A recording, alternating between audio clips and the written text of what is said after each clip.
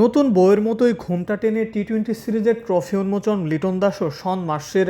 পর্দাটা নিচে রেখে তবেই বিভিন্ন স্টাইলের ট্রফির সাথে তোলা হলো ছবি।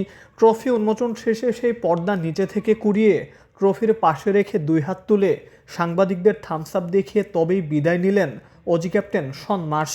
অস্ট্রেলিয়ানরা এমনই নিপাট ভদ্রলোক, সভ্য জাতি। ঘরের মাঠে অস্ট্রেলিয়ার বিপক্ষে সবশেষ সিরিজে 4-1 ব্যবধানে সিরিজ জিতেছিল বাংলাদেশ। এর আগে একটা ম্যাচও জিততে পারেনি অস্ট্রেলিয়ার বিপক্ষে। 11 দেখায় 7 জয় অস্ট্রেলিয়ার আর 4টা বাংলাদেশের। ঘরের মাঠে আবারও বাংলাদেশ ছেড়ে কথা বলবে না, ট্রফিটা নিজেদের কাছে রেখে দিতে চাইবেন লিটন দাস এন্ড কোং। কিন্তু অজি ক্যাপ্টেনের ফর্ম যেন টাইগার বোলারদের মাথা ব্যথার সবচেয়ে বড় কারণ। 96, 90, 10, 111, 44 এই হলো অজি ক্যাপ্টেন শন মার্শের লখনৌর হয়ে আইপিএলে খেলা সবশেষ 5 ইনিংস। এই মার্শকে থামাবে কে? সেই সাথে মিডল অর্ডারে আছেন আরেক বিধ্বংসী ব্যাটার টিম ডেভিড।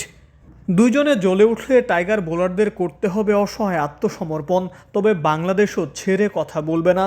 স্পোর্টিং উইকেটেও এখন টাইগার পেসাররা আগুনের গোলা ছুড়ে মারেন।